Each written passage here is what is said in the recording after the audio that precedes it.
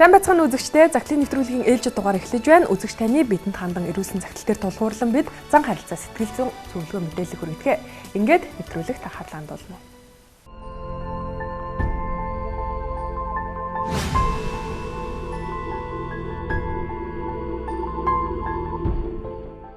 Үзэгч таны амралтын өдрүүд ая тухтай сайхан өнгөрч байгаа гэдэгт итгэлтэй байна. Тэгээд бид энэ удаад бас олон загтал дундаас нэгэн загтлыг сонгон авч өнөөдрийнхөө нэвтрүүлгийн гол сэдэв болгосон байгаа. Тэгэхээр бидэнд загтал илгээсэн түшгийн загтлыг хамтдаа сонирхоод эргээд студидд олццгаая. Сайн байцгаана уу? Миний загтал задлагдах тэр мөчийн мэндийг хүргэе. Намайг Түшиг гэдэг. 1962 онд Төв аймагт төрж өссөн. Хүмүүст ухаарал бэлгэлдэгт танаа нэвтрүүлэгт баярлаж явдаг шүү. Амьдралд маань болж бүтэхгүй зүйлүүд байгаад байна. Та бүгдийн асуудлын маань талаар ярилцаж зөвлөөч. Би одоо 50 нас хүрэх гэж байна. Бусдын адил сайхан эхэлсэн амьдрал маань одоо дэндүү гонигтай болчихлоо. Би 2 хүүтэй. Аль нь амьдралд хөлөө олчихсон. Тус тусын амьдралтай. Би дөнгөж их сургууль төгссөн жаахан охин байхдаа найзынхаа дүүтэй хайр сэтгэлээр холбогдсон хамтын амьдрал зохиож эхэлсэн. Хүний нас явна гэж бас хэцүү юм. Би 3 сайхан эр хүнтэй айлын эцэгтэй. Харин одоо ганцаараа юм шиг л амьдрах боллоо. Хөвгүүд маань хань ижилтэй болж тустай гармагц, ёстол бүрэн тустай гарчихсан. Намайг бүр тоохоо байсан.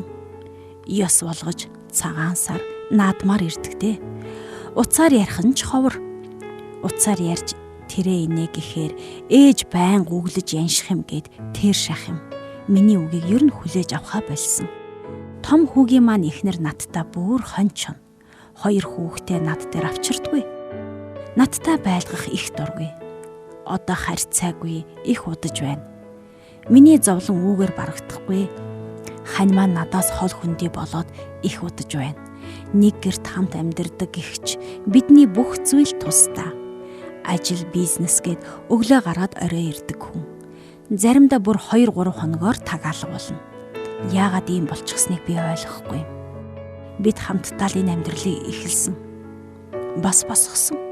Харин одоо нөхөр маань тэр бүгдийг огт үнэлж хүндэлдэггүй. Тэрнийг залуу охтуудтай орооцолдох болсныг нь ч би мэднэ. Гэхдээ тэр болгонд нь хэрүүл уруул хийж зөрхилдэггүй юм. Анхны хайр, анхны амьдрал учраас алдахыг хүсдэггүй юм. Тэрнийхээ энэ байдалтай дасан зогтсон гэж болно. Байж боломгүй байгаа биз? Гэхдээ нэг талаас би одоо залуу сайхан биш учраас түүнд хангалттай сэтгэл ханамж өгч чадахгүйгээ сайн мэдэж байна. Тэгээд ч 2 сайхан хүүгэн төрүүлээд өсгчихсөн насаараа шахуу цуг ханьсан хань нь биел юм хойно намайг тэр годгонсон охтуудаас доогор үзэж үнэлдэг гэж бодохгүй байна. Гэхдээ бас гомдож цөхрөх үе байдгаа. Эмэгтэй хүний залуу сайхан цаг харж хөгшөрөхөөр хинт ч хэрэггүй болчихдөг юм байна. Эсвэл би аль нэгэн зүйл дээр алдсан болов? Нэг л өдөр ач зээ, үр хүүхэд тэр бүхэл хандаа хүндлэгддэггүй ийм л ганцаардмал эмэгтэй болчихдөг юм байна. Ер нь тэгээд энэ нийгэмд ч бас ухаж барахааргүй зүйл олон болчихж. Адгийн наад зах нь ажилд ороход үс зүс нас заагаад л телевиз радиоч дандаа хүүхэд залууст гэсэн уриал оозонтой. Миний насныханд үзэж харахаар юм даанч маруухан болчихж. Ялангуяа энэ залуучуудад их зүйл хэлмээр байна. Эцэг их эмээ өвөөшгээ хүмүүсийг хүндэлж үздэггүй. Үг хэлээр доромжилдог болж. Хүний үгч хүлээж авч мэдэхгүй. Сайхан залуу охтууд айл гэрийн амьдрал хүндлэхгүй үс зүсээрээ мөнгө зугаа хийх болж. Эцэст нь цадиггүй яваа залуус нэгийг олж хараасай.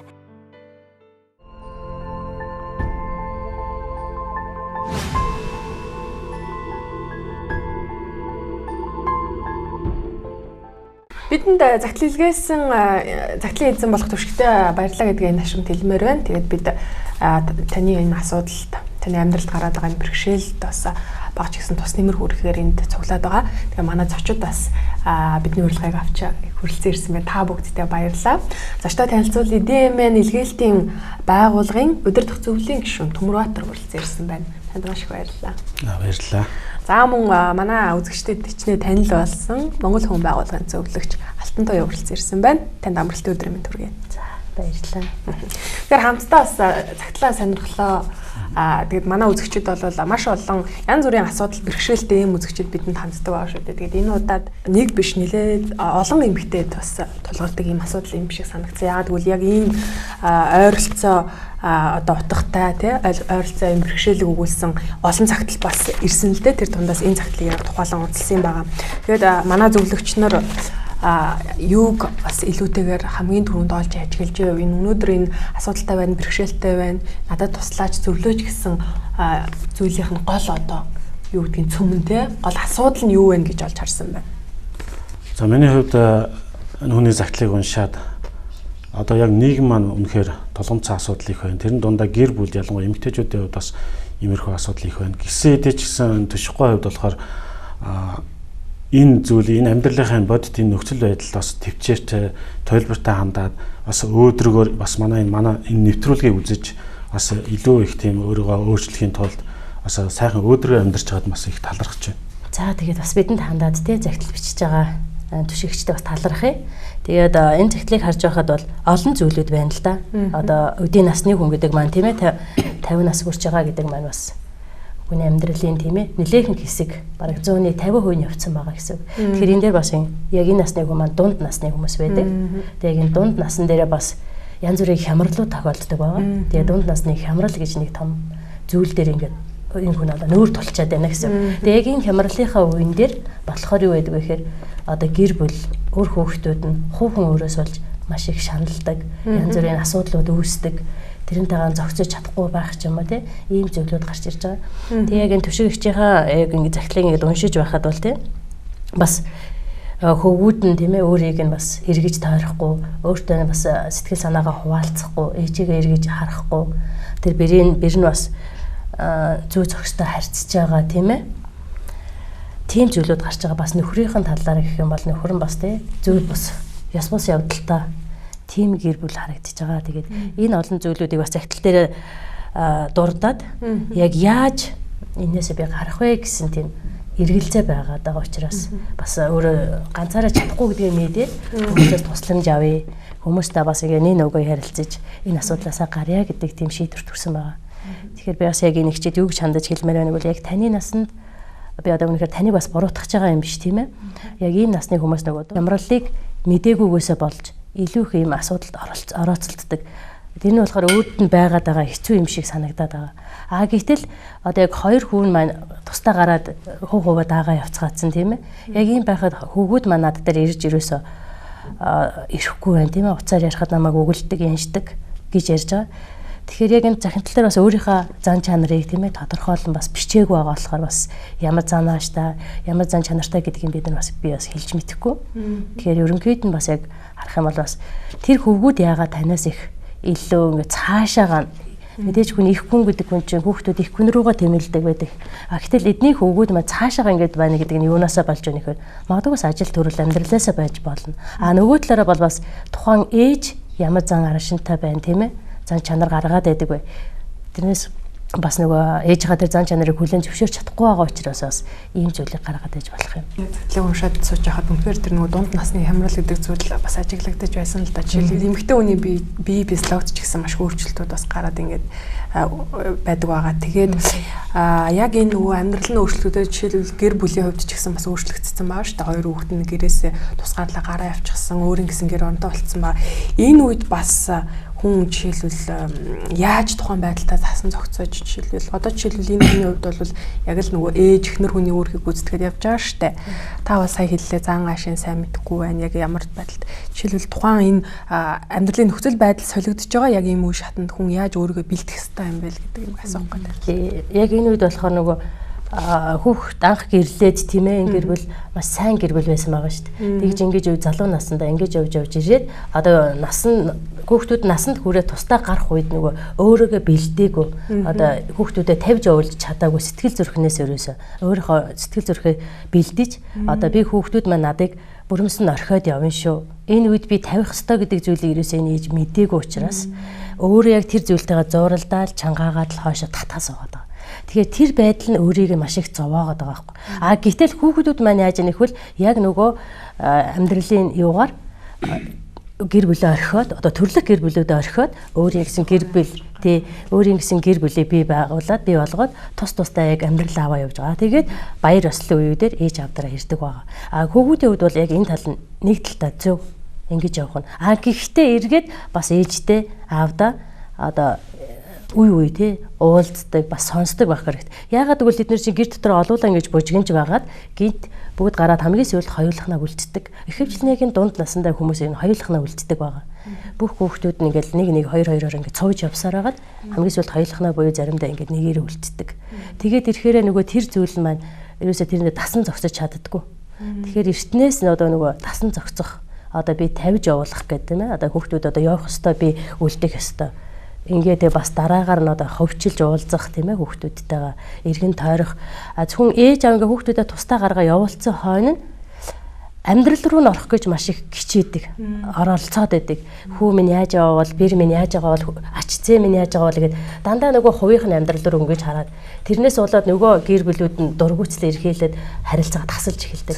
Зөрчил гардаг. Энэ байдлыг гаргахгүй тулд ээж хүн яах ёстой аав хүн яах ёстой байгвал зөвлөгч нь байх хэвээр тэр гэр бүлийнхаа тэр залуу гэр бүлийн зөвлөгч очиод уулзаад за иймэрхүү болохгүй болсон бол за миний бодлоор бол ингүүл зүгээр юм миний хөвгүүн те хөвгүүндээ бол охиндоо бол миний охин ингмээр байна миний бэр бол бэрдээ ингэж одоо зөвлөх маягаар ярьж өгөх юм бол тэр хүүхдүүд маш дуртай ээж аавтайгаа харилцаа тогтоох боломжтой. Тэгэхээр төшиг хчүүд бол бүр хүүхдтэйгээ бас нэг сайн яг төдийл ойлголцохгүй байх шиг санагдсан л та. Жишээлх юм бол ээж мэдээж ээж хүн хайрлаж халамжлаж санаад тавих нь зөв. Гэхдээ бас энийгээ бас хэмжээ хязгаарыг хэтрүүлээд ч гэдэг юм уу те. Тэрхийх бас хүүхдүүд рүүгээ ингээд буруу хандлага үзүүлээд тах шиг санагдсан. Сайн зүйл дээр бас нэмэлч үү те. Тэр нь Библийг харуул мөнхөөс нүгийг харах юм бол ийм учраас эр хүн эцэг эхээ орхин их нэртэйгээ нийлэн тэр хоёр нэгэн бий болох аж байгаа гэдэг. Тэгээ эцэг эхээ орхин явна гэдэг нь тусдаа бие дааж амьдрах те. Өөрөөр хэлбэл цаашлахад эцэг эх нь тэр гэр бүлийнх нь амьдралд бас илүү гүнзгий орох нэг сайн биш болоо гэсэн тийм ойлголтыг авч байгаа. Ер нь угаасаа нэг гэр бүл болоод эрэгтэй хүн эмэгтэй хүн хоёр гэрлээ нэг гэр болоод нэгэн бий болж. Тэгээ нэгэн бий учраас бас тусдаа эцэг эхээ орхиод өөрөөр хэлбэл тусдаа гарах нэг зүйтэй. Тэр нь бас ээжийн хаваас мэдээ санаа зовж оролцож байгаа. Гэтэ хитрхи гүн гүнзгий оролцох нь бас асуудал үүсгэх тийм нөхцөлийг бүрдүүлж өгдөг тийм. Тэрэн дээр бас анхааруул зүгээр тийм. Их сайн зөвлөгч байх нь хамгийн зүйтэй юм санагдлаа тийм. Тэгээ загтал дээр бас загтлын дунд хэсгээс төгсгөл хүртэл бас нэг за бараг аимшигтай гэж хэлж болохоор дүр зураг ажиглагдчихж байгаа шүү дээ.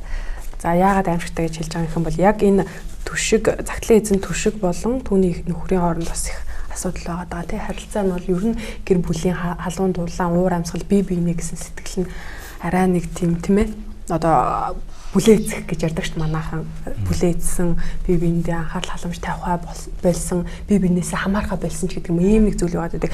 Тэгээд он удаан жилч гэдэг юм уу тухайлбал 20-оос дээш жил ингээ ханилаад ирэхээр гэр бүлд нэг ийм уур амьсгал бүрдээд идэг юм шиг ажиглагддаг л да. Та бүгд бас энэ дээр ямар зүйлийг олж харж юу гэж зөвлөмөр санагдаж байсан бэ? Энэ дээр хүн болгоны амьдрал янз бүр тий харилцаа адилгүй. Гэтэ үнэхээр мөнхийн эзнийг таньж мэдсэн хүмүүс хувьд бол ийм зүйл гарах нь магадлал багтай. Тэгээ яагаад гэвэл бид нар нөгөө мөнхийн эзний үгийн дагуу амьдардаг. Тэгээ мөнхийн эзний үг юу гэвэл биеийг хайрлах, биеийг уучлах, тэгээ биеийнхээ одоо буруу байлаа гэх тэр зүйлд нь уучлах. Тэгээ би 104.5 гээд ипэм сонсч ирсэн л да. Тэгээд тэр нэг ярилцах цагийн нэвтрүүлгээр бас нэг дунд орчим насны 40 гаруй насны юм шиг. Тэр ихтэй бас их нэртэй хүүхдтэй тэгсэн мөртлөө өөрөөсөө залуу эмэгтэйтэй яваад бүр гэр бүлдээ авцахтаа хүрсэн байсан. Тэгээд ихнэр найрын тэр үед мэдээд мөнхийн эзэнд хандан залбираад гуйгаад тэгээ нөхрөө өөрчлөлтгийн төлөө тэгээ өөрөө шууд тэрийг мэдээд үннийг хэлээд нэг нөгөө уучлсан баг.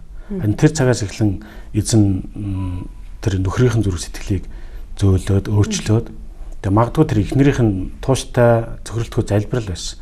Түүгээр дамжуулаад тэр ихтэй би гэр бүлтэй хүн энэ бол байж болохгүй зүйл юм байна гэдэг мэдсэний үндсэн дээр амьдралаа өөрчилсөн баг. Тэгээд өөрөө ярилцлага өгж байгаа. За үнэхээр энэ бол гайхамшигтай зүйл байна. Би ахиж хизээч ийм зүйл хийхгүй. Тэгээд би бас ихнэрийнхээ өмнө уучлах гооч जैन. Тэгсэн тэр гэр бүл бас амар тайван эерэг сайхан харилцаа бий болсон баг. Тэгэхээр зөвхөн залбирах нь хангалттай юу? Жишээлбэл нэмэгтэй ийм тохиолдолд мэдээж бас нэг хандлага үзүүлээ те тодорхой хэмжээнд нөхөртөө бас ярилцж ойлголцох хэрэгтэй байх л та. Тэгээд эрэгтэй хүмүүсийн хувьд бол бас эр хүн гэж гэсэн бас эмзэг байдаг л да. Тэгэхээр эмэгтэй хүмүүсээс ихэвчлэн тийм хайр бас хажуугаар нь халамжийг их шаарддаг. Тэгээ халамж дутагдахаараа тэр хүн өөр хүний халамжийг хайдаг ч юм уу те. Үнэхээр тэр хүн сэтгэл санааных нь хувьд дэмжиж урамшуулж ингэхгүй бол намайг дандаа л ингэж ах юм гэсэн байдлаар бүр улам холдох юм өөр зүйлийг хайж эхэлдэг.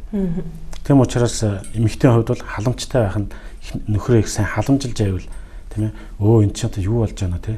Ямар учиртай байна. Нэр би ийм халамжлах хантай ижилтэй хүн штэ гэдэг бас сэтгэл санаа нь эргэх магадгүй буруу зүйл хийгээ явж ивэл тэр зүйлээ орхих хаях тийм боломж нэгдэнэ. Нэг нуугүй ер нь ярьсан зүгээр. Одоо ингэ яваад байна гэж өөрөө сэтгэлээр гунаал унаал уйтгалаад явах, гомдлоод явах биш. Харин шууд хэлээл за ийм юм байна. Энд чинь бидний амьдрал зогсохгүй шүү дээ. Одоо хоёулаа амьдралаа анхныхаа хайрыг санаач гэдэг юм те. Үнэхээр эхнэр нь нөхөртэй хэлээд анхны хайраа чи санаж гэнэ үү? Чи намайг 22 3 та дөнгөж их сургууль төгсөөд байж хат аваад үнэхээр магадгүй тэр үед бол нөхөрт нь одоо энэ түшигч бол хороор хамгийн сайхан инэр нь байсан ба тий. Хамгийн сайхан эмэгтэй байсан. Тэгтэл хэдэн жилийн дараа одоо яагаад ийм болж байна вэ? Магадгүй тэр анхны хайрын санах боломж олдвол тэр хүний зүрх сэтгэл өөрчлөгдөх боломжтой байх тий.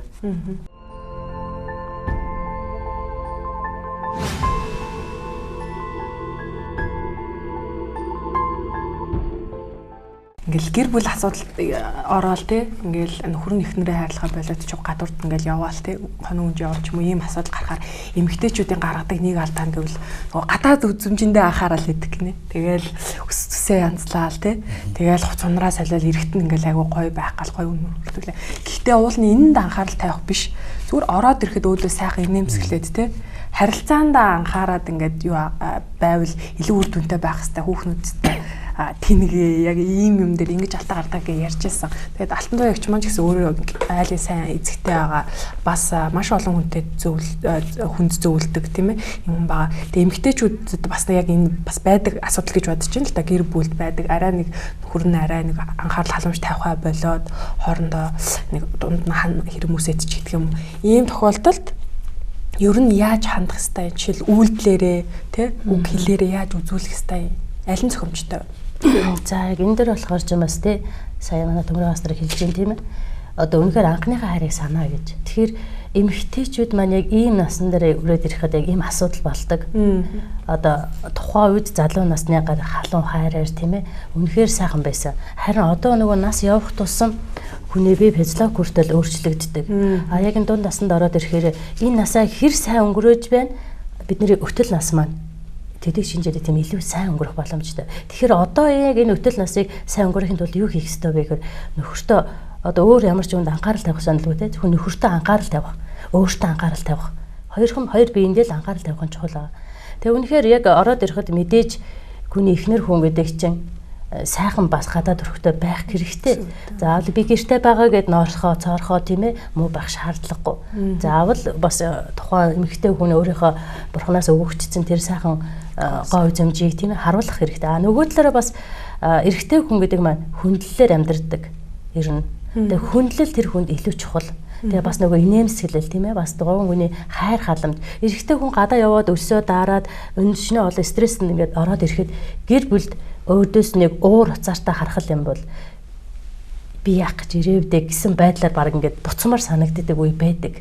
А яагаад гэж нэг бол гэр бүлд байгаа тэр хүүхдүүд буюу те эхнэрүүд нь одоо өөрийнх нь бодож яснаар орж байгаагүйгээр болохоор тийм байна. Тэгэхээр энэ эмэгтэй яах вэ? Болцоонд нөхрийг урих хэрэгтэй. За. Анхныхаа болцоонд бид нэр залуу хүүхэд байхдаа яг өөрийнхөө нэг ч дандаа болцдог байсан тийм ээ хайраа сандаг байсан. Тэгэхээр энэ үед одоо боломжтой байгаа бол тийм ээ ямар нэгэн газар та болцоонд урих хэрэгтэй. Яг тэр анхны хайраа санах хэрэгтэй. Энд бол болцоонд урахад бол мөнгөийг юус харамлаж тийм ээ нарийнлах тийм шаардлагагүй байдаг. Манай эмэгтэйчүүд ерөөсө болцоонд урна хэрэг. Яр шиг тэрний төлөө би мөнгө өгж гаргаж идэв. Би мөнгө зарцуулахгүй. Иймэрхүү байдлаар ханддаг эмэгтэйчүүд байдаг. Гэхдээ яг ийм зүйл тохиолдож байгаа хүмүүс бол ер нь нарийнлах хэрэггүй. Болцоо урах хэрэгтэй нөхрөө. Тэгжээч тэр газар таарын харилцаараа өрнөх бүр боломжтой байгаа. А бас дунд наснаа сайн өнгөрүүлээ гэвэл нэг 7 зүйл байд юм л да. Бас нэгдэлт нэг үгээр хялбар замыг сонгож болохгүй. Нэгдүгээр тийм ээ. Ямарваа тийм хялбар замыг сонгох. Хэрвээ яг ийм бахаар заяар шиг одоо надад татлаа түлхээ алга тийм ээ. Би одоо яаж явсан ч яах вэ? Тэгэл зарим хүмүүс гараад л би хийдгээ хийцээ. Би явдгаа одоо хийдгээ гаргадгаа гаргацсан. Амжуулсан хүн. Гэт зарим хүмүүс бол гараад найзтайгаа нийлээ шоуддаг, тийм ээ, архицдаг. Ийм хүмүүс бас нийгэмдэр элбэг байдаг. Харин энэ зүйл буруу. Харин энэ зүйлийг үгүй гэд өөр зүйлд ашиглах хэрэгтэй. Өөр биед ажил хийх хэрэгтэй, тийм ээ. Өөр шинэлэг тийм жижиг юм хийх, хүнд үйлчлэх хэрэгтэй. Одоо хэрвээ Кристиан уу итгэгч хүмүүс байх юм бол хин нэгний төлөө залбирдаг, тийм ээ. Явж үйлчлдэг байх хэрэгтэй. Хэрвээ тэр эзний үгийг таньж мдээгүй хүмүүс байх юм бол би өнөөдөр юу хийх ёстой вэ, тийм ээ? Өөрийнхөө чадварын хэмжээнд юмыг сэтэж бодож хийх хэрэгтэй. Хүмүүс миний нас яваад байна гэж өөрийгөө ингээд хав дараал хойш нь татаад суугаад хэлдэг. Тийм биш. Харин яг энэ бол эд яг дунд нас гэдэг маань эд хөлөмөрлөж хийх нас болцоо эхэлж яадаг байгаа. Тэгэхээр яг энэ дээрээ тийм илүү сайн байх хэрэгтэй. Тэгээд одоо ингээд эрэгтэй хүмүүс маань гэр бүлээс ингээд эхнэрээс ингээд цаашлаа гэж бодоход одоо ирэхэд амархан байдаг. Буцаад эргэж ирэхтэй амархан. Яагаад гэвэл эрэгтэй хүн маань өөрөө гэрээс илүү өөр эмэгтэйтэй явж байгаа тэр эмэгтэй нь хизээч өөрийнх нь хань ижлийг гүйцэхгүй. Заавал сэтгэл нь эхнэртэй татагдчих байдаг. Тэр анхных нь гэр бүл байгаа учраас тэр яваад байгаа эрэгтэй нөхрийнхөө асуудлыг ухаад л дотор нь орох гээд үзээд байх юм бол энэ бол асуудал гүнзгийрч эхэлнэ гэсэн. Тэгэхээр тэр асуудлыг ердөөсөө ухах ямар шаардлагагүй. Ухаж ярилцсан дээр биш үү? Асуудал руу буруу нөгөө арга замыг буруу хялбар арга замыг сонгож болохгүй гэдэг чинь. Тэгэхээр чи нөгөө асуудлыг нь ухаад байх юм бол тэр дундаас гараад эрэгтэй хүн чинь үгүй гэсэн гэрнэл нэхэртэй тохон үедээ их нэртэй зүгээр сайн хандах. Үгүй би тэгж яваагүй гэдэг хэрнэл сайн хандах. Нөгөө буруутгах хэрэггүй. Нөгөө өөрийнхөө асуудлыг даалдлах гэж үзээд байдаг байхгүй юу? Илчлэх биш тий. Тийм болохоор ерөөсөө тэгж асуудал руу гүнзгий ухаж орох шаардлагагүй. Зүгээр тэр хүнд ярилцаад ингээд өгөхөд мэдээж тэр хүн өөрийнхөө буруу хийж байгаа үйлдэлийг мэдрээ хизээ нэгэн цагт илчлэх боломжтой. Хоёр дахь нь юу вэ гэхээр уучлалын амьдралыг давтах хэрэгтэй. Уучлал гэдэг бол асар том зүйл. Тэгээ үнэхээр ямар ч агим хийсэн, ямар ч буруу үйлдэл гаргаж байсан ч уучлж л байх хэрэгтэй. Дахин уучлалыг бол харамгүйгээр уучлахгүй байгаад байх юм бол өшөө авалт болдог. Тийм ээ. Уучлал маань цаашлаа явсараа гүнзгийрээд өшөө авалтанд хүрдэг байгаа. Тийм болохоор уучлалыг илүү давтаж амьдрах. Гурав дахь зүйл нь бол хайрын амьдралд илүү суралцах хэрэгтэй. Одоо нөгөө болзоонд аврахтай илүү хайрлаж, илүү бүр одоо яадгийн одоо тухайн үед өөрөө ирэх ашигын төлөө биш те. Зөвхөн бусдын ирэх ашигын төлөө. Одоо нөхрийнхөө ирэх ашигын төлөө. Бас эхнэрийнхээ ирэх ашигын төлөө үйлчлэх хэрэгтэй гэсэн үг. Дөрөвдөн бол бас нөгөө одоо залбирлын амьдралыг илүү хөгжүүлэх гэж байгаа. Тийм ээ. Одоо үндсэндээ ирээдүйд би ямар байх вэ? Би одоо юу хийж амьдрах вэ гэдгийг илүү сайн залбирч, тийм ээ. Бусдын төлөө залбирч ингэж байх юм бол илүү сайн. Насаа их тунсан хүмүүс бол гүйж чаддгүй шүү дээ. Гүйж чадхан багасаад эхэлдэг. Тийм болохоор яг суугаа байдлаасаа, тийм ээ. Өөрийнхөө яг чаддаг тэр зүйлээр үйлчилж өгнө л гэсэн үг байна. Тэгээ одоо энэ эмэгтэй төвшигчийн хувьд болохоор тийм ээ гэртээ байгаад одоо ач зээнэрээ бас хармаар хүсэддэг. Гэтэл тэд нэр нь ирүүлэхгүй байгаа шүү дээ. Тэгэхээр тэр хүүхдүүдэд үйлчлэх хэрэгтэй. Тэр бэрдээ үйлчлэх хэрэгтэй. Магадгүй хүүхдээ харж чадахгүй ажил төрөл янз бүрийн асуудал байгаа. Очоод зүгээр л шалын угааж өгч юм уу тийм ээ. Хүүхдийг хараад өгөх юм уу. Зүгээр нэг өдөр очоод тоол цайг нь хийгээд өгөх юм уу бэрдээ тийм. Тиймэрхүү байдлаар ингэж одоо өөрийгөө би ойлгуулах, зориулж байгаа гэдгийг харуулах нь бол бас тухайн бэр хүн миний ээж яагаад өнөөдөр надад бас ингэж юм. Тэгэхээр би энэ хүнийг хайрлах ёстой гэдгийг тэр хүн бас мэдрэх хэрэгтэй. Тэгээ бас ажил амьдралынхаа утгыг олж мэдрэх тийм ээ. Өөрөө яг ямар ажилтай байна? Яг гэртээ байнга ажилгүй сууж байна уу? Эсвэл өөрөө бас ямар нэг ажилд хөдөлмөр эрхэлж байна. Тэрнийхээ утга учирыг олж амьдрах нь бас илүү чухал. Тэгвэл үлдсэн амьдралаа би юунд зориулах ёстой вэ гэж бодох. Одоо манайхны нийгэмдэр байгаа хүмүүс ерөнхийдөө хараад байхад яг эдийн насны хүмүүс за одоо би хийдэг хийсэн болдгоо болцсон гэл тэгэл гэртээ суух дуртай. Гэхдээ үлдсэн амьдрал танд мөнхөө эзэн хичнээн жилийг өгснийг хэлж мэдэхгүй шүү дээ. Эзэн мэдчихэж байгаа тэрийг харин тэр үлдсэн амьдралд харин илүү их хийж бас өрөөлийн амьдралаар дэм амьдрсан байгаасаа гэж амьдрдаг байгаасаа гэж бас хэлмээр байна. Нөгөө л өөрийн алсын хараагаа хөгжүүлэх хэрэгтэй. Энэ хүнд мэдээж тэр залуу зандан хүүхэд байхаас эхлээд алсын хараатай байгаа. Би нэг ийм л юмд хүрэн шүү гэсэн алсын хараа. Гэтэ тэр алсын хараанда хүрч чадаж байна уу? Үгүй юу. Тэрийг бас хянах. Тэгээ эсвэл өнө цагаасаа эхлээд дахиад алсын хараа тавьж ажиллах, амьдрах, шинэ алсын хараа нээж ажиллах тийм ээ. Тийм байж бол. Тэгээд 7-р нь юу вэ? Эзэнд бас найдаж амьдрах хэрэгтэй тийм ээ. Мөнхөө эзний үгийг судалдаг байх хэрэгтэй. Хэрвээ эзний үгийг мэдж сураагүй хүмүүс байгаа бол тийм ээ. Энэ яг ер нь мөнхийн эзэн гэж хий юм бэ? Энэ Библи гэдэг ном маань ямар учиртай ном бэ? Юу байдгийг бэ гэд бас уншиж судлах тийм ээ. А тэрийг мэдж байгаа хүмүүстэй уулзаж бас зөвлөгөө авах. Тийм боломж бас байна. Тэгэхээр таны зөвлснөөс их олон зүйлийг бас ойлгосон байх л та. Зүгээр эндээс харж байхад өөрөө бол нөхөр нь өөрөөс нь холдоод байгаа шалтгаанаа би залуу сайхан биш болсон учраас гэдэгт л тавиад байсан. Тэрэнд хараагаа өгөөд исэн боловч яг бодит байдал дээр бол бас харилцаач гэдэг юм уу те олон зүйл бас байгаа гэдгийг олж харсан баха гэж бодож байна. Тэгээд ийм асуулт байна. Үнж байх тухай христч хүмүүс бол их энэ гэр бүл гэдэг зүйлд их ач холбогдол өгч те их яг үнж байдлыг бас хадгалаад байт юм шиг зүгээр миний ажилласнаар санагддаг. Ариун өрөмгөл те хийдэг. Тэгээд доктортай гэр бүл нь харьцангуй нийгэмдэх бусад гэр бүлтэй харьцуулахад их доктортай байгаад байдаг юм шиг харагддаг. Тэгээд та бүгдийн энэ итгэдэг, судалтайг уншдаг энэ Библи номонд энэ үнж байх тухай, гэр бүлийн үн цэний тухай юу ямар зүйл багтсан байдгийг? Ер нь Библийг мөнхийн эзнийг мэдэж Библийг танд мэдсэн өнөө яг тэр үгийн дагуу амьдрах юм бол бүх зүйл яг үнэн болооч шудраг дотор тий бий болдог. Тийм учраас Христэд итгэсэн хүмүүсийн хувьд өөрийнхөө бурууг эхлээд олж харах боломжтой. Одоо түшиг эгчийн хувьд гэхэд бол мэдээж нөхөр нэмэн хүүхдүүдэд нь буруу зүйл зөндөө байна тий. Тэгээ тухайн хувьд би өөрөө ер нь ямар байна аа. Би хүүхдүүдэд хайлж чадж байна, нөхрөө хайлж халамжилж чадж байна уу?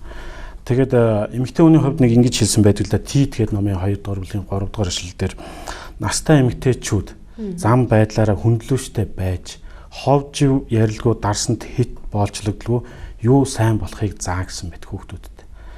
Тэгээд ер нь ингээ хараад байхад бид нар хүний нэвтрүүлэх гэмт чанар, мөн чанар те тэрийг бид яг мөнхийн эзний үгнээс бүрэн мэдэх боломжтой. Тийм учраас хүн өөрийнхөө гэмт чанарын дагуу өөрийгөө зөвтгөхөд бусдыг буруутгахыг боддог. Би эхлээд яаж өөрчлөгдөх вэ? Хэрвээ та өөрчлөгдөх юм бол таны нөхөр хүүхдүүд ч бас өөрчлөгдөх. Тэ? Таныг хараад ээж маань ийм болчлоо, эхнэр маань одоо ийм болоод ямар учиртай юм бол гэдэг ингээд анхаарал нь татагдаад харилцаа сайжрах юм боломжтой байх ч удаад. Одоо өнгөрүүлсэн амьдралаараа хэр олон зүйлийг хийж гүйцэтгсэн тий бас дурсамж. Энэ бол бас сайн зүйл. Сайн зөндөө олон зүйлийг хийцэн байгаа тий. Тэгээ энийгээ бас дурсаж бодох хэрэгтэй. Тэгээ одоо би хөгшөрсөн би тэр болгоныг нь одоо хангаж чадахгүй байгаа учраас миний нөхөр магадгүй цаашилж байгаа гэж болно. Гэхдээ нөхөртөө тавих одоо хайр халамж тийм ээ тэр хүндэтгэл нь багассан учраас магадгүй нөхөр бас цаашлаад гэрээс гадуур тийм ээ тэр ёс бус үйл орох боломжтой болгож байгаа нэг тал байгаа. Нэгүр талаас зан харилцаан дээрээсээ бас тийм байж болно. Тийм ээ. Тэгээс энэ хүнийг бас буруутгах байгаа юм биш яг та муухай зантай байгаад нөхрөө цаашлуулсан гэж би хэлж байгаа юм биш тийм ээ. Гэхдээ бас бид нар зан харилцаан дээр яг ямар байна тэрийгээ бас өөрчлөх хэрэгтэй. Хувь дотоод таны сэтгэлд юу бодогдоод байна тийм ээ. Тэгэхээр нөхөр одоо эдийн насанд байгаа нөхрүүд улам нэгдэж бүр ингэж одоо дутуугаа гүйцээж амьдрах хэрэгтэй. Тэгэхээр нөхрийн тэр дутуу зүйлийг эхнэр гүйцээх хэрэгтэй. Тэр эхнэрийн дутуу зүйлийг нөхөр маань ингэж гүйцээж одоо ингэж барилдсан юм салавчилсан байдлаар амьдрах юм бол тийм ээ тэр хоёр илүү сайн дотн болох. Гэтэл энэ хоёр болохоор өглөө гараад орой ирдэг. Тэгэхээр ерөөсө хоорондын тэр харилцаа маань байхгүй болсон.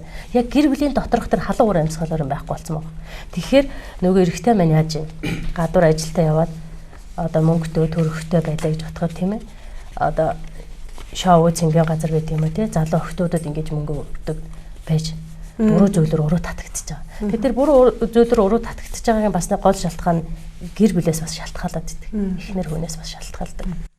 Тэгэхээр бас энэ дээр анхаарах нь илүү чухал юм болов. Бид нар зан харилцаагаа сайжруулах тухай, нөхөртөөгөө эргээд харилцаагаа сэргийх тухай ярьж байгаа шүү дээ. Гэхдээ миний бодлоор жишээлбэл энэ дээр нэг юм байгаа.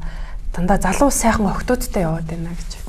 Тэр хүнд бас нэг гоо сайхны ч юм уу те бас нэг өөр тийм мэдрэмжийг авах гэсэн тийм хэрэгцээ байгаад нөгөө одоо ч манайх ярьдаг шүү дээ эр хүнд итгэхээр эрхээ оронд айтдаг гэдэг шиг миний ажилласнаар бол эхнэр нь үнэхээр л одоо түшиг хичээ хэлдгээр би буруу ярьж иж магадгүй гэхдээ би одоо тий хөгшин болсон би анхны шиг тийм сайхан биш болсон учраас залуу охтуудад цагаа өрөөд мөнгөө өрөөд ингээд цугаацаад яваад байна гэдэг юмыг тавиад байгаа шүү дээ. Тэгээ энэ тал дээр юу гэж хэлэх одоо жишээлбэл түшиг их чинь ингээд сайхан зан гаргаад сайхан харилцаад нөхрөөсөө уучлахгүйгээл өөрчлөл ингээд хахад нөхөр нь тэрэнд нь эргээгээ сайхан хандлага үзүүлсэн хэрнээл нөгөө охтуудтай зугаацаад яваад ах нь зогсох Болохгүй байх уу гэсэн яа. Тэр одоо хүмүүс маань нэг одоо хүмүүс маань ер нь яг жинхэнэ мөнхийн эснийг таньж мэдгээгөөсөө болоод өөрийнхөө хүслээр, өөрийнхөө бодлоор, өөрийнхөө яриагаар үнэхээр юу дутаагаа үлдэж байна. Хэрэв бид нар мөнхийн эсний үгийг суралцаад, уншаад, дагаад ингээд амьдрах юм бол юу нь зөв, юу нь буруу гэсэн ялгах чадварыг авдаг. Түүгээрээ дамжуулаад би буруу зүйл хийж байна, би буруу зүйлийн хойноос явж байгаа гэдэг мэдэх боломжтой.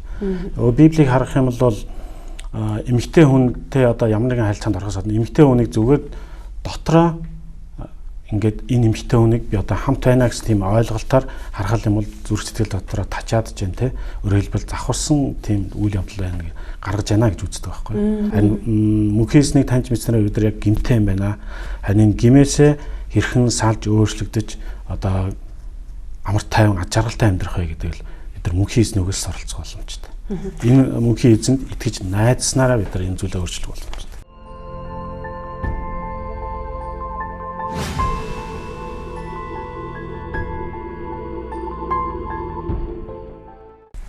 Жишээл яг тийм үйлдэл хийгээд одоо саяны зүйлийг хэрэгжүүлээд яваад байгаа ирчүүд бас байгаа штэ нийгэмдэр. Тэдгээр ирчүүдэд хандаж бас та хоёр маань үгүй хэлээ.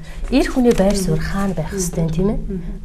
Манай Монгол өвөг дээдэс бол үнэхээр энэ тал дээр бас гайхамшигтай бас сургууль хүмүүжилж ирж ирсэн штэ тийм ээ. Бас хүүхдээ тусдан гарахад хүртэл бүр захиас захидаг тийм ээ. Одоо энэ их нэрийг өөрийн болгож авсан учраас өөр бусад эмэгтэйтэй ингэж орооцолдох явдалгүй гэдэг бүр сайн захиж ах トゥ наран бүгдээрээ захидаг. Тэгэхээр яг одоо дундад нийгэм үед болохоор энэ зүйлийг өснөөлөд байгаа болохоос хуу хүний хуу асанд одоо ухамсартай холбоотой тийм ээ. Одоо энэ зүйлийг. Тэгэхээр эр хүн гэдэг маань өөрөө ямар үн цэнтэй гэдгийг мэдрэх хэрэгтэй. Маш чухал байр суурин дээр хаяг таны байр суурь гэр бүлдэж яг хаанд байх хэвтэй тийм ээ. Тэр байр суурьаа мдэггүйгээсээ болоод өөрийнхөө үн цэнийг мэдрээгүй учраас бас агуу тийм захирах эрх мэдэлтэй хүн шүү дээ. Эр хүн гэдэг маань тийм ээ. Тэргүүн гэдгээ мдэггүйгээс бол тийм зүйл рүү орооцолтож явж байгаа. Гэхдээ гэр бүлтэй ирчүүд маань ийм зүйл орооцолж байгаа тохиол заавал айдастай байдаг. Одоо найз минь харчих болов, ах トゥ минь харчих болов тийм ээ. Аав ээж минь харчих болов, хадам аав нөхдүүд харчих болов гэд дандаа айдастай явдаг. Өөр гэр бүлээс бусад эмэгтэйтэй явж байгааг тохиолдолд яагаад тэр айдас дотор байгаа учраас ерөөсөө тийм амар тайван биш.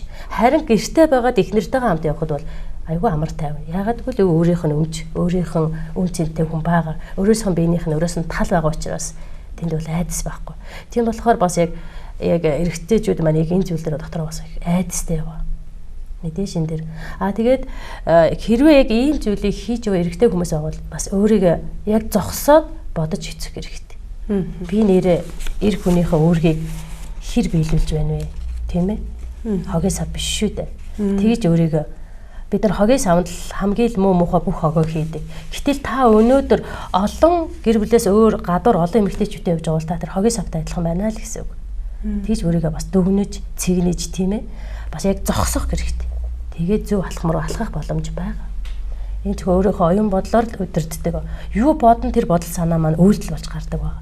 Тэгэхээр бодол санаандаа энэ зүйлийг ердөөсөө бодох энэ шалтгаан байхгүй байна. Тэгээд мөнхийн эсний хувьд бол ариун сүнсээр бид нар удирдах бас хамгаалж байдаг. Харин сонсогчтой залуучуудтай бол та мөнхийн эснийг таньж мэдээсэй гэж хүсэж байна. Түүгээр дамжуулан бид нар амьдралд энэ сөрөг зүйлүүд бол гарах магадлал маш бага. Энэ эмэгтэй маань бас өөрийгөө төшөөгч маань би одоо нас залуу биш байна тийм ээ хөгшөрсөн учраас игээд өөрийгөө бас их буруутгах гэж байна. Тэгэхээр та өөрийгөө илүү залуу байгаа юм шиг бодох хэрэгтэй. Өөрийгөө үргэлж та залуугаар бодож залуугаар бас тэгж өөрийгөө цэнэглэх хэрэгтэй. Би хөгшөрсөн, миний нас явж ийн гэгээд хоош нь суугаш. Би илүү залуу байгаа шүү гэд наснаасаа залуу байх, өөртөө анхааралтай байх тийм ээ. Энэ зүйл аягүй чухал байгаас. Тэгээд төчигчийн маань хөвгүүд нь бэрүүд нь хэрэг үзэж байгаа юм бол те та нараас ээжигээ хайрлаарай гэж би хэлмээр байна. Тэгээд дээр нь бас Библиэд нэг юм үг байдаг л да. Дэд хууль номын 5:16-д эзэн бурхныхаа тушаасан ёсоор эцэг ихээ хүндэл. Тэгвэл чи урт насалж чиний мөнхийн эзнээс чамд өгсөн газар дээр сайн сайхан амьдрах болно гэсэн байдаг. Тэгэхээр магадгүй энэ олон залуучууд бас үзэж байгаа. Тэгэхээр бидний залуу ахт бол ер нь эцэг ихээ хүндлэх, ахуй насны хүндлэх зүйл маш сайн байсан шүү дээ. Одоо нийгэм маань ингээд тэгээ мэдээллийн хэрэгсэл янз бүрийн сонин сэтгүүлээр бас буруу зүйлийг маш их сурталчилж байна л да. Бид нар болгоомжилж ялгаж салгаж явах хэрэгтэй. Тэгэхээр бид нар юу хэлэх гээд байгааг бол залуучуудаа эцгийнхээ хүндлэе. За бидний үеийн насынхан ч гэсэн бас ээж аав нь хөгшин настай болсон байгаа шүү дээ. Одоо тэгээд тэр хүмүүсийг чинь бид нар хүндлэх гэдэг маань хайрлахаас гадна бас тэд нартай туслах, асрамжлах, эргэж тойрох, холбоо барих тиймэрхүү зүйлүүдээс хамрагдана те. Тэгээд бид нар зүгээр л эцгийнхээ хүндэлж гин гэдгээр энийг чинь бичснээр цагаан сараар юм уу нэг баяр ёслоор нэг очичоод тэгэл таг болчдөг байж болохгүй шүү дээ. Яг үнэхээр залуучуудын тухайд бас айгүй их шүүмжлэлтэй зүйлийг бас төшиг гэж мөн цагталтаа буулгасан байсан шүү дээ. Юу гэдгийг одоо жишээл энэ дээр байна л да. Ялангуяа залуучууд их зүйл хэлмээр байна гэж байгаа. Эцэг их эмээ өвгөшгөө хүмүүсийг хүндэлж үздэггүй, үг хэлээр доромжилдаг болсон байна. Хүний үгийг хүлээж авч мэдэхгүй маа. Сайхан залуу охтууд айл гэрийн амьдралыг хүндлэхгүй үс зүсээрээ мөнгө зугаа хийх болсон байна. Тэгэд үнэхээр бас залуучууд энийг бас олж харах хэрэгтэй байх л да. Одоо залуу наснда хийсэн гмийн үр тийм ээ дагвар одоо өвтөл насанд, хөгшрөх насанд тийм ээ одоо дунд насанд бол угсаа хор хөнөөл маш их байгаа. Ямар нэгэн өвчтөй болох тийм ээ. Ямар нэгэн бас өргөдлөгөө болох өргөдөлтэй одоо өргөдлөгөө болох ч юм уу тийм ээ. Өр хөвгтгөө байх. Бас тухайн үеийн амьдрал дээр тийм үн цэнтэй амьдарч байгаа амьдрал маань тийм үн цэнтэй биш. Одоо янз бүрийн олон ийм садар самуун зүйлд холбогдож явж байгаа бол бас тийм энэ бол ирээдүйд ямар зөвхөн чамаар өөрөөр нь одоо ингээд зогсох биш. Тэрний өөр хөөхөд бүр 7 дахь үе хүртлээ ингэж уламжлагдана гэж байдаг. Тэгэхээр энэ болохоор гим гэдэг маань ингээд үе удам дамжиж явах боломжтой болчихдээ. Тэгэхээр бас яг ийм зүйлүүдийг бас хийгээд байгаа залуусууд тийм ээ охтууд хөвгүүд бас анхаарах нь илүү чухал. Бас үе удмаа бодох хэрэгтэй шүү дээ. Өнөөдөр ганцхан чи өөрөө байгаа биш тийм ээ. Чиний өв дээдэс ямар хүмүүс үлээ. Одоо өөрөө одоо өр хөвгтдээ ямар байгаасаа гэж хүсэж мөрөөдөв. Тэр болгон чинь байгаа учраас бас зөв алхам хийж өөрийгөө илүү хайрлах, махан бие зүрх сэтгэлээ илүү хайрлах нь чухал. Тэгээ бас нөгөө энэ настай ихч маань гэж бас өр хөвгтүүд маань намайг юусаа хайрлаж хүндлэхгүй байгаад байгаа. Гэхдээ хүүхдээ хайрлаж чадаагүй бол тэр биер бас адилхан хайрлахгүй байна гэсэн. Нөгөө талаар тэр залуу маань яг ээжигээ хайрлаж тийм үү хүндэтгэж одоо миний ээж юм үнцэнтэй шүү гэж эхнэртээ ойлгуулахгүй бол мэдээж тэр хүний эхнэр нөхрийнхөө үгийг дагахын учраас тэр ээжигээ хайрлаж мэдхгүй тийм ээ. Тэгэхээр хүү бас айгүй гол өөрхтэй баг. Миний ээж аав тийм ээ ийм үнцэнтэй ийм хүмүүс шүү гэдэг үн цэнийг нь өөрийнхөө эхнэр нөхрөөдөд бас мэдрүүлэх. Тэр адилхан охины ч ээж аав, залуугийн ч ээж аав адилхан л ээж аав шүү дээ. Суусан л бол бид нар хадам ээж гэж хадам аав гэж ялгадаг те танах манах тийм биш. Адилхан нэг л бий болж байгаа учраас охины ч аав байсан, нөхрийн ч аав байсан л чиний л аав байх болно. Чиний л ээж байх. Тийм болохоор бас харилцаа адилгүй хайрлах нь зөв байхгүй юу? Нэг болгож одоо энэ залуугийн хувьд бол одоо өөрийнхөө хадам ээж аавыг илүү чухал тооцоод өөрийнхөө ээж аавыг буруутгах живэл нэг талтай буруу. Нөгөө талаараа хадам ээж аав буруутгаад өөрийнхөө ээж аав руу ингээд зүтгээд байгаа бол бас буруу байгаа. Энэ бэрийн хувьд бол тийм учраас хон чон хоёр шигээ гэсэн. Тэгэхээр мэдээж энэ эмэгтэй хадам ээж аав одоо нөх хүүхдээ нь ханилаа суудсан юм чинь хүүт нь хайртай байгаа юм чинь ээжд нь бас л адилхан хайртай байх хэрэгтэй. Тэгж зөв бас тийм ээ хайрлах, хүлээн зөвшөөрөх хэрэгтэй. Мөнхийн эзний үгийг харах юм бол агуу тушаал байдаг л та хоёр тушаалт. Эхнийх нь бол мөнхийн эзнийг бүх зүрх, бүх сэтгэл оюуханаар хайрлагч. Тэгээд тэр харахгүй байгаа мөнхийн эзнийг яаж хайрлах вэ гэвэл бид яг түүний үгийг дуулууртаа дагаж амьдрах. Хоёрдугаарт нь болохоор хөршөө өөрийн адил хайрлагч. Яагаад гэвэл одоо эндээс харах юм бол мэдээж хөвгүүд нь нөхөр нь түшгэгчийг маань хайрлахгүй байх ч юм уу магадгүй түшгэгчийн маань хувьд бас тэднийг хайрлах хайр дутагдсан байж болно. Тэгэхээр бид нар тэр хайрыг яаж мэдэх вэ? Хүмүүсийн хувьд бол боломжгүй зүйл олон байдаг. Харин бид нар мөнхийн эзнийг танд мэдснээрээ бие биенээ хайрлах тэр жинхэнэ хайрыг мэдрээд өөрөө мэдрээд мэдэрснээрээ бусдад хуваалцдаг. Тийм учраас би та бүхний бас мөнхийн эзэнд итгэсэй л гэж үзэж байна. Нууралж байна. Сая бас туяагч зөвлөгчийн ярддаг дээр бас юм тодруулмаар санагдаж байна. Хөвгүүд бол бас нэг талаар жоохон эрэгтэй хүмүүс жоохон хинэггүй байдаг штэ. Одоо жишээлбэл туяагч мань 2 сайхан хүү төрүүлээд өсгцэн ингээд хүний зэрэг түргээд тусна гаргацсан. Яг энэ дээр нэг юм өгүүлэгдэжсэн л та. Миний хувьд ч гэсэн би 2 сайхан хүүтэй байгаад те тусна гаргаад ингээд явуулсан чинь намайг тоодгүй, намайг эргэж хардггүй, очицээгийн маань үзүүлдэггүй. Тэр үтгэл бэрн өөдөөс нь янз бүрийн үг тайлбар тавиад ингэх юм бол надад мэдээж би юу би ямар буруутай вэ? Би яах вэ гэхээсээ илүүтэйгээр тэр хүмүүсийг буруутгах байх хүн учраас тийм ээ. Тэгэхээр энэ хүүдэд бас юм үг хэлэх хэрэгтэй байх л та. Жишээлбэл ээжигээ бас эргэж нэг хараад тийм ээ. Ямар нөхцөл байдалд одоо жишээлбэл олон өрөө байранд ганцаараа л үлдчих явах өдөр бол нөхөр нь ажилдаа яваад өчн тэгэл мэдээ хүүхдүүдийнхаа багын зургийг хараад тий би өстой ингэж хайрлаж ингэж өсгсөн намайг гэтэл уцаарч ярихгүй ч гэдэг юм зүйл байгаа хэл та. Тэгэхээр бид нар хүнтэй суугаад амьдрал сайхан болоо сэтгэл хөдлөл ажил төрөл бүтэмжтэй яваад байна. Гэхдээ нөгөө ээж аваа эмээ өвөөгөө эргэж харж тойлох асрах хамгийн гол нь янз бүрийн мөнгө төгрөг өгөөд явахтаа биш уулзаад цаг гаргаад тэднийг анхаарах тал дээр ер нь хэр байдаг юм бол энэ бас нэг ботхол юм баг л та. Тий. Хүүхдүүд маань одоо яг тодорхой шалтгаан зэгтэлтэй байхгүй болохоор бас тийм ээ. А яг одоо ерөнхийдөө нийгмийн байдлыг хараад байх юм бол ажил төрлийнхөө шалтгаанаас болоод гэр бүл ээжээгээ хайрлахгүй орхицсон тал нэг байдаг. А нөгөө талаар зүрх сэтгэлд нөгөө хайр эцэг эхээ хүндлэх тийм хүнлэл байхгүй байгаа учраас бас нөгөө эцэг эхээ эргэж харах тийм зүйл байхгүй. А нөгөө талаар бас юу вэ нөхөр хувь хүний ухамсартай бас холбоотой. Тэр хүүгээ ухамсартай бас их холбоотой байгаа тийм ээ. Өнөөдөр өдий зэрэгтэй том өсөж том болно гэдэг хиний ач буянд мэдээж ээж байгаа, аав байгаа тий. Тэр хүн зүгээр нэг өв сургамж шиг газраас ургаж гарч ирээгүй шүү дээ. Мэдээж ээж аав хоёрын тэр ариун нандаа хайрын дундаас ам би бүрлдэж би болсон байгаа тий. Тийм учраас энэ өдрийг тавсаа байгаа учраас би бас энэ төшигчийн том хүүд бас хандаа хэлгээ тийм ээ. Эцэг ихээ бас хүндлэх хэрэгтэй, хайрлах хэрэгтэй. Библиэлд хүртэл ингэ хэлсэн байдаг л да. Марк номын 19-р бүлэг дээр хүн буаал, бүү завхаар те, бүү хулгаал, бүү худал гэрчил, бүү мэхэл, эцэг эхээ хүндэл гэсэн хуулиуд байгаа. Тэгэхээр энэ хуулиудыг бас мөнхөө эзний хилцэн хүн төрөлхтөнд өгсөн юм хууль байхад эцэг эхээ хүндлээ гэсэн том хууль байна тийм ээ. Тэгэхээр эцэг эхээ хүндлэн гэдэг нь бол ямар гайхамшигтай ивэлтэй юм бэ гэдгийг энэ хүн өнөөдөртөө бол ухамсарлахгүй яваад байгаа. Тэгэхээр илүү сайн хүндлэлийг гаргах хэрэгтэй ээж рүүгээ. Ээжтэй уучлалт гуугаад ээжийнхээ өмнө очиод ээжтэй нэг дуртай зүйлийг аваад өгөл дээ. Тийм ээжтэйгээ хамт гадуур явахтал эмэгтэй бол баярлалаа шүү дээ. Яагаад гэвэл энэ эмэгтэй маань дунд насан дээр хямарцсан байгаа учраас одоо хүүг нэг тэгтлээ бөөм баяр хөөр болно тийм ээ. А нөгөө талаар энэ эмэгтэйгийн хувьд болохоор чинь одоо би физиологийн хувьд тийм ээ маш их өөрчлөлт явагдаж байгаа.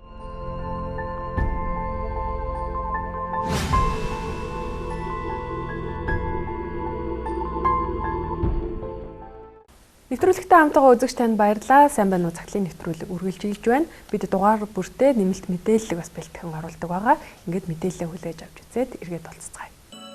Хижээл насны эрэгтэй хүний жин нэмдэг зэрэг өөрчлөлт нь насжилттай холбоотой бие махбодын өөрчлөлт байдаг ч бусад бэлгийн дур хүсэл буурах, сул дорой ядрамтгай болох, эсвэл гинэт гялалцсан машин авах тэр хөөрөл нь бүгд сэтгэл зүйтэй холбоотой юм. Ихэнх эрчүүд хижээл насаа мэдрэхдээ хөгшрөлт эхэлж байна хэмээн бодож, насны хязгаарт төхөж байгааг мэдрэнгүүт цочролд орж амьдралын цаг хугацаа урсан өнгөрч буйг мэдэрнэ. Энэ нь сэтгэл уналт хүргэж чадах ба ялагдал болон ядарсныг нь мэдрүүлэх болно. Энэ үед насаа мэдэрч эхлэхээс гадна амьдралын том өөрчлөлтүүдэд тулгардаг учраас баргийн хүндрэлийг давж дуулсан эрчүүдийг хүртэл хямралд оруулдаг байна. Хүүхдүүд өсөж амьдралаа хөөгөөд явхад аав нар бэрх болохоо мэдрэх, эсвэл ажил дээрээ хамт олондоо үнэлэгдэхэ болох айдас бүгд эр хүнийг сэтгэл санааны тогтворгүй байдалд оруулна. Бусадтай ярилцаж сэтгэл санаагаа хуваалцах хэрэгтэй. Хүндрэлтэй тал нь хижээл насны эрэгтэйчүүд сэтгэл санааны хямралд орохдоо тэр болгон өөр тохиолдож буй өөрчлөлтүүдийн талаар ярьдаггүй. Тэд энэ өөрчлөлтөөсөө ичиж биедээ болон сэтгэл санаанд гарч буй хямралыг төвчих, эсвэл альва нэг шидэт эмчилгээний аргууд хайн өөр тохиолдож буй зүйлийг өөрөө эмчлэх гэж оролддог. Харамсалтай нь эрэгтэйчүүд өөрт мэдрэгдэж байгаа өөрчлөлтүүдийг нуун дарагдуулах тусам хямралыг улам гүнзгийрүүлдэг байна. Стрессээ хэрхэн зохицуулж чадсанаас насжилтын явцыг зохицуулж чадна. Стресс, түгшүүр, сэтгэлээр унах болон өөртөө итгэлгүй болох зэргийг дагалдан бэлэг эрхтний хөвчрлийн сулралтаар илэрнэ. Өөрт тохиолдож буй өөрчлөлтүүдийнхээ бодит шалтгааныг олохын оронд эрэгтэйчүүд ямар нэг эд шидийн эмчилгээ, үнэтэй унаа, залуу эмэгтэйчүүдээр залуу насаа эргэж олж авах гэж оролддог байна. Хэрвээ танд цэвэршилтийн шинж тэмдгүүд илэрвэл эмчит хандах нь таны авч чадах хамгийн сайн арга хэмжээ болно. Өөрт тохиолдож буй эмгэгийн талаар ярилцаж гэр бүл болон найз нөхдөсөө дэмжлэг авч байх хэрэгтэй. Тэгэхээр танд бие махбодын болоод сэтгэл санааны өөрчлөлтүүд мэдрэгдэж, ярилцахгүй бол хямралын үеийг давхад бэрх болно гэж зөвлөмөр байна. Эмэгтэйчүүдийн өндөвчний үйл ажиллагаа цаацсны улмаас сарын тэмдэг бүр мөсөн зогсохыг цэвэршилтгэн. Насжилтын улмаас цэвэрших нь эмгэг өвчин бус байгалийн ердийн зам бөгөөд эмэгтэйчүүдийн хувьд амьдралын нэг шилжилтийн үе учраас үүндээ зогцсон өөрчлөлт хийх үе юм. Охин ураг ихийнхээ хөвлөд бүрэлдээд төрөх тэр үедээ өндгөвчөндөө бүхий л амьдралынхаа турш хангагдах өндгөн эсийн тооны агуулмжтай төрдөг. Сарын тэмдгийн мөчлөг бүрт өндгөн эс боловсрон гадагшлах тусам 40 дахь наснд өндгөн эсийн тоо маш цөөрсөн байдаг.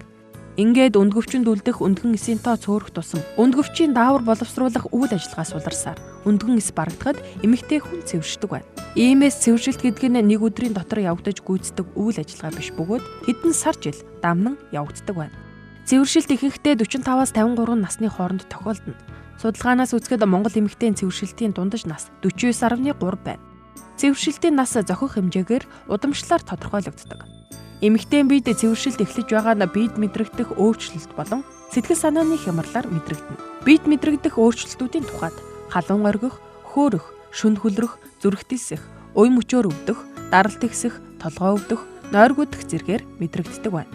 Сэтгэл санааны хямралын хувьд цочромтгой, нойрмог, тайван биш, сэтгэлийн дарамттай, мартамхай болох шинж тэмдэг илэрдэг байна. Сэтгэл санааны байдал хэлбэлзэх, уур уцаартай байх, түгших, төвлөрч чадахгүй байх, ямарваа асуудалд хит эмзэг хандах, мартамтгай болох зэрэг нь дааврын өөрчлөлттэй шууд холбоотой байдаг ба нойрны өөрчлөлтийн үүдэлтэй ч холбоотой байж болох юм. Цэвэршилтийн үедээ зэрэгцээд гэр бүл эцэг их өсвөр насныхан болон ажилдаа санаа зовох байдлууд давхцдаг ба эдгээр нь дээрх шинж тэмдгүүдийг улам хүндрүүлэхэд хүргэдэг байна.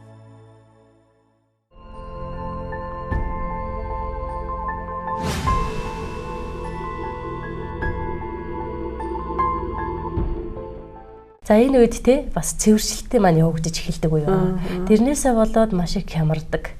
Тэгэхээр мэдээж тэр хүүхдүүдэд харна. Хэрвээ охин хүүхд бол бас арай ээж рүүгээ тэмүүлээд ирдэг байж болох байж гэж бодож байгаа ч юм билүү тийм ээ. Тэгэхээр бас хүүгүүд бол ер нь яг ээжтэйгээ илүү ойр дотн байдаг шүү дээ. Тэгээ энэ хүүгүүд түшигчийн том хүүгийн үед яагаад юм ээжтэйгээ дотн байхгүй байна гэдэг нь хувь хүний өөрөөсөө бас шалтгаалж байгаа. Тэгэхээр бас нэгөө талаар бас ээж тийм тодорхой сайн хайр үзүүлж чадаагүй бол энэ хүү бас тийм эргэж ээжигээ хайрлах боломжгүй байгаа. Тэгж одоо дотор шарахтаа учраас ээжийг бас үзий ядах ч юм аа тийм хайрлахгүй тийм зөвлөлт бас байгаа. Тэгэхээр илүү сайн бас эцэг ихээ хүнлээж дээр очороо л гэж хэлмээр. Харин хүнээ өөрчлөхөд боломжтой болох нэг зүйл юу гэвэл бид нар Бурхны мөнхийн эзний үгийг суралцаа түүгээрээ дамжуулаад бусдад тэрийг хуваалцах юм бол эзэн өөрөө ажиллаа хийдэг. Тэрүүний амьдралд. Тэгэхээр түшиг эгч маань гол биднээс асууж байгаа зүйл гэх юм бол одоо би энэ ганцаардаад байгаа. Тэгээ орхигдсон мэд сэтгэл төрөөд байгаа. Тэгээд хантайгаа болон үр хөвгтэйгээ ойлголцохгүй байгаа энэ зүйлээсээ хэрхэн яаж гарах вэ гэсэн шууд асуултыг биднээс тавиад шүү дээ. Бид бол сая айгүй олон зүйлийг олон талаас нь ярьлаа тий. Хамгийн түрүүнд ямар алхам хийгээсэ гэж та хоёрын зүгээс хэлэхээр байна.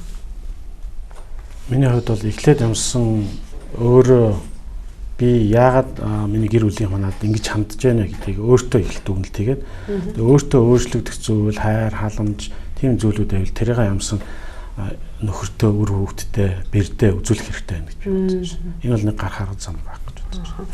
Хамгийн дөрөнд тэр бүгд зүйлээ үйлдэлээрээ харуулж тий халамж тавиа гэсэн зүйлийг хэлж байна тий. Одоо нөгөө нөхөртөө үйлчлэх нь илүү чухал байна. Яагаад вэ гэвэл тий нөхөр маань гэр бүлээс гадуур ингээд өөрийг нь хайрлахгүй гадуур яваад байна гэдвэл өөрт нь хайр дутаа тэр хүнлэл дуцааж байгаа. Өөрт нөгөө үйлчлэл дутаж байгаа учраас тэр нөхөр бол гадагшаага чиглэлтэй болцсон тийм ээ. Тэгэхээр түшиг эгчийг одоо би бас буруутгах байгаа юм шиг. Тэгэхээр та илүү бас үйлчлээд үзээрэй нөхөртөө. Тэгэхээр загталд яг энэ загтлын эзний энэ багтаасан илүү ихээр одоо хэлхийг хүсэн зүйл бас байгаа л та төгсгөл энэ айл гэр бүснүүлээд яваад байгаа энэ охтууд одоо энд байгаа штэ сайхан залуу охтууд айл гэрийн амьдрал хүндлэхгүй байна тий бүх эмэгтэйчүүд бүх охтуудыг бас буруутгах гэж байгаа юм биш. Гэхдээ ер нь нэг юм хөнгөн амьдралаар юмаа болгочих гэсэн тий цаашлаад айл гэрийн амьдралыг хүндлэж тэнд огт ач холбогдлохгүй нэг юм хэсэг бүлэг хүмүүс бас байгаад штэ охтууд эмэгтэйчүүд Тэгэд энэ нь одоо мэдээж ёс зүйн хувьд харсан ч гэсэн ёс суртахууны хувьд харсан ч гэсэн буруу гэдгийг хэн ч мэдчихэж байгаа тий. Гэхдээ энийг үйлдэл болгоод тийм ээ яваад байдаг. Гэхдээ эмгтэй хүн цаашаа өнөөдөр залуу сайхан байгаа ч гэсэн маргааш нөгөөдөр ирнад бас жишээлбэл амьдрал ирнэ би бас айл гэрээ эзэгтэй болно гэдгийг бас төдийлөн олж харж харсан ч гэсэн тэрийг бас ойлгож бас үлдэхгүй байх шиг байна л да. Та бүгд энэ дээр бас нийгэм орчин тойрон маш их нөлөөлж. За тэгээд яг октоодын хувьд болохоор санхүүгийн хямрал, санхүүгийн асуудлаас бас тийм болж байгаа. Нөгөө талаар нийгэм орчин тойрон нөлөөлж яах гэдэг нь болохоор ах トゥ найз нөхөд тийм хүмүүсийн ингээд хийж байгаа буруу үйлдэлд нөлөөлж байна. За нөгөө талаас хэвлэл мэдээллийн хэрэгсэл, кино энэ зүйлүүдээр ерөөсө хүний санаанд оромгүй дуурайх тийм зүйлүүдийг хүзүүлээд байна. Түүгээр дамжуулаад ингэж болдгийм байна. Энэ чи их сонирхоод үзье хийгээд үзье ч гэдэг тийм байлэр хөндлөж. Тийм учраас ялангуяа ерөнхий боловсролын сургуулийн ахлах ангийнхан, дээд сургуулийнхан за тэгээд одоо нийгмээс янз бүрийн юм хичээл сургалтууд явуулж шүү дээ. Энэ зүйлүүдээр хувь хүний үнцэн тэгээд хувь хүний бие авч явах байдал энэ талаараас нэлээд заан сургууль зүгээр юм уу. Тэгээд яг мөнхийс нүгийн харах юм бол мөнхийс нь ариун гэсэн мэт тийм учраас бид нарыг бас ариун байгаараа чи гэрлэлтлээ хин нэгэн хүнтэй суудлаа ариун бай гэдэг тэр зүйлийг бид нар сайн сурах хэрэгтэй юм. Тэр зүйлийг цахиж мөрдөж чадчихвэл ийм зүйл бас тоглохгүй байх боломжтой. Тийм өнөөдрийн тэр охтуудын маань тийм ээ зөвхөн төр зүрийн асуудал тэр өнөөдрийн санхүүгийн асуудлаас болж одоо ойл гэрийн амьдралыг бөснүүлж байгаа байдал маань тийм энэ бол төр зүрийнх энэ бол мөнгөд байна гэдэг бол байхгүй шүү дээ. Тэгэхээр тэр эмэгтэйчүүд охтууд маань юу бодож байгаа вэ? Би өнөөдрийнхөө амьдралыг төр зүрийн юмар хангаад байна уу? Би бат сүртэй юмар хангаж байна уу гэдгээ бас олж харах нь чухал байгаа тийм ээ. Тэгэхээр үндсэндээ төр зүрийн зүйл маань цаашилсаар агаад одоо гүнзгий шат руу орох боломж бас зөндөө байдаг. Энэ дундаас бол тэр айл гэрийн амьдралуудыг бөснүүлдэг тийм ээ. Буруутгадаг, салгадаг ийм зүйлүүд гарч ирээд байгаа. Тэгэхээр яг энэ зүйл маань юу вэ гэхээр хувь хүн өөрлөгөө харах хэрэгтэй. Тэр гэр бүлтэй хүн рүү одоо тэмүүлж байгаа охтууд бол үнэхээр буруу зүйл хийж байна гэдгийг мэдэх хэрэгтэй. Өөрийнхөө тэр үн цэнийг охин байх тийм ээ тэр ариун байх гэдгийг маш сайн ухамсарлаж үзэх хэрэгтэй. Эргээд та нас нь болоод яг өөрийнхөө амьдрах хүнд бие өгөх үед та юуг бэлэг өгөх юм бэ? Өөрийгөө юу бэлэглэх гэж байгаа бэ гэдгийг сайн харах хэрэгтэй болж байна. Тэр маань юу гэхээр өөрийнхөө тэр үн цэн тэр ариун байдалтайгаа байж ич тэр өөрийнхөө нөхөр болох тэр эрэгтэй хүнд тийм ээ тухайн үеийнхээ залууд өөрийгөө өгнүүлэхээс биш олон хүнтэй унтцсан олон хүний гэдэг өөрлөгөө янз бүрийн олон тийм зүйлтэй байж ич би ариун гэдэг тэр хүнтэй суух эрх бол байхгүй тийм ээ тэгэхээр хувь хүн өөрөө маш их анхаарах хэрэгтэй. Тэгээ үнэхээр тэр гэр бүлд байгаа гэр бүл гэдгийг үн цэнийг мэдрэх нь төлөө чухал. Тэгж яваа охтууд маань анзаараад ингээд судлаад үзэх юм бол бас хэд хэдэн тийм хүүхдүүдтэй уулзч ирсэн. Тэгээд үзэх юм. Тэр хүүхдүүдийг ингээд нарийн судалж үзэх юм бол бага насандаа эцгийнхээсээ хайр аваагүй учраас тэр эцгийн хайр гэдэг зүйлийг мэдрээгүй учраас бас яг ийм зүйл рүү ордог. Яг тэдний насны өөрийнхөө аав ээж шиг тийм настай хүмүүсийг харахаараа тэр хүнийг нэг сайхан тэрвэрлж ч юм хайрлаж байгаа юм шиг санагд. Нөгөө тэр хайранд нь болж тэр хүмүүс бас тэр хүний гэр бүлийг боснуулж буруутгадаг. Өөрөө бас тийм буруу зүйл рүү ороод байгаа. Тэгэхээр та өнөөдөр бас эцэг эхээсээ бүрэн дүрэ хайр авч өсөж чадаж байна уу гэдгийг бас сайн харах хэрэгтэй. Эцэг эхчүүд ч гэсэн бас хүүхдүүдтэй би охиндоо өнөөдөр бүрэн хайр өгч чадаж байна уу гэдгийг л бас сайн мэдэх хэрэгтэй тийм ээ. Сургах охтуудаа илүү сайн хайрлаж тэврэх хэрэгтэй. Тэгээ үнэхээр охтуудаа бага наснд нь хайрч тэвэрлэж өсгөөгүй бол тэр охтууд цаашаа олон ирчүүдийн өөрийг татах тийм ээ олон ирчүүдтэй үерхэх олон ирчүүдийг дагаж явах боломжтой. Яагаад гэвэл нөгөө дотор нь байгаа хоосон орон зайгаал нөхөхгүйд л хайгаад яваад. Тэг хайрыг л нэг бандтай уулзлаа, нэг залуутай уулзлаа. Нөгөө хүсэж байгаа хайр биш болохоор болоод дахиад дараагийн нэг залууг сонгодог. Ийм амьдрал байгаад. Энэс бол нөгөө гэр бүлийн амьдралуудыг гэр бүлийн үн цэнийг алдагдуулж байгаа. Энэ гэр бүлийн цаана өөртөө ч ажиллах охтууд биш үү? Өөртөө ч ажиллах хүүхдүүд бай тээ. Тэр хүний эхнэрийг хүндлэх хэрэгтэй. Эмэгтэй хүн гэдэг хүн маш гайхамшигтай үн цэнтэй хүн байгаа. Тэгэхээр тэр байдлыг үн цэнэл хамгаалах нь илүү чухал. Ингэж явж байгаа охтууд бол ер нь олон байгаа тийм ээ. Бас нийгэмдэр хараад байхад бол тэгээ энийг бол таслан зогсоо. Хэрвээ хийж байгаа хүүхдүүд охтууд байгаа бол энийг таслан зогсоох хэрэгтэй. Өөрийгөө ерөөсө татах хэрэгтэй. Тэр буруу татлахнаас өөрийгөө татаж авах. тэр гарцаас гарах аргыг хайх хэрэгтэй. За үнэхээр баярлалаа. Бас олон уулз хууртай тийм ээ зөвлөгөө бас өгч ийн гэж би ойлгож байна. Тэгээд бидний нэвтрүүлэг бас өндөрлөх цагт бид зөвлөгчтэй нэг боломжийг олгодог. Телевиз үзэн суугаа хүмүүстэй зам мэдээж цагтлын тухайн цагтл илгээсэн эзэнт хандаж тийм ээ зөвлөгөө өгч урамшуулж богино хугацаанд ингэж нэвтрүүлэг өнөрлүүлдэг байгаа. Тэгээ энэ боломжийг бас таартай олгоё. Яг бодиттой өөрийнхөө амьдралыг бас нөгөө хуваалцаад түүгээр дамжуулаа олон хүнд бас сургамж өгөх зүйлүүдийг бид нар бас сэдвийг хөндөж өгсөнд баярлалаа. Тэгээд үнэхээр түшигчийн маань яг одоо энэ байгаа байдлыг харах юм бол ийм байдал, ийм бас өөдрөгөөр ийм төвчээртэй байгаад бас би танд талархаж байна. Тэгээд харин энэ дээр илүүгээр бас өөрөө би одоо яах ёстой вэ гэдгээ илүү зүрх сэтгэлдээ бодоод тэгээд ер нөхрийнхөө төлөө, хөвгүүдийнхээ төлөө, бэр үр ач зээнэрийн төлөө бас юу хийх вэ гэдгээ таас цаана тунгааж удаараа тэгээд үнэхээр таны амьдрал би мөнх эзэн дотор их баяр хөөртөөр өөрчлөгдөнө гэж итгэж байна. Би тэгээд таны төлөө бас таны гэр бүлийн төлөө бас залбирах болно. Хайраа сэргээх тийм ээ. Үнэхээр түшигчийн хувьд бол үнэхээр өөрөө дотроо ганцаараа шаналаад бодоод ингэж явж байгаа байсан бол бүр өөрт нь хэцүү тий. Харин ийм зүйлээ ганцаараа биш энэ нэвтрүүлэг үзээд бас хуваалцаж болох юм байна. Би бас өөрчлөгдөж болох юм гэсэн хүсэл тэмүүлэл байгаа учраас бас бидэнд хандаад тийм өөрийнхөө бүх хэл зүйлийг гаргасан байгаа. Тэгээ би үнэхээр яг таны бодож байгаагаа шиг тийм ээ өөрийгөө та бас хитрхи би хөвгшөрч байгаа миний нас явж байгаа гэж хоошоос биш. Илүү залуу болоороо тэгээ та бол чадна гэж бас урамшуулмаар байна тийм ээ. Бас одоо эрх мэдлээ сэргээ хайр тийм ээ. Бас өөрийнхөө үн цэнийг сэргээгээд тийм ээ. Одоо тийм гайхамшигтай хайр энэ бүдийг бол хайраар л хийх. Тэгэхээр нөхөртөө бас анхныхаа дээр анх учирч байсан залуу насандаа тий хайр сэтгэлтэй болж тэр гайхалтай нэгүслийгээ бас та санаарай гэж би бас урамшуулмаар байна. Тэгээд илүү нөхрөөгөө илүү сайн болзоонд ураад одоо илүү сайнаар одоо нөхөртөө хандаарай гэж би хэлмээр байна. Тэгээд танд бас баярлалаа. За та бүгдтэй баярлалаа.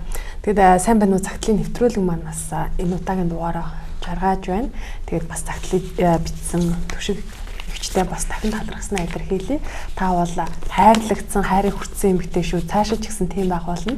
Тэгээд итгэл найдвараа битгий алдаарай. Цаашаа тэгээд аз жаргалтай, халуун дулаан, өнөр өтгөн гэр бүл танд байх болно гэдэг бас энэ ташрамд хэлмээр байна. Тэгээд бидэнд бас эргээд асуудлаа шийдээд тийм ээ гэр бүлийнхаа хүнтэй ойлголцсон тэр тухайга цагтлаараа илгээх цаг мөч ойрхон бахаа гэж итгэлтэй байна. Тэгэхээр өнөөдөр бидэнтэй хамт байсан. Баярлалаа. Нийт үзэгчтэй бас баярлалаа. Таны амралтын өдрүүд ая тухтай сайхан өнгөрөх болтугай.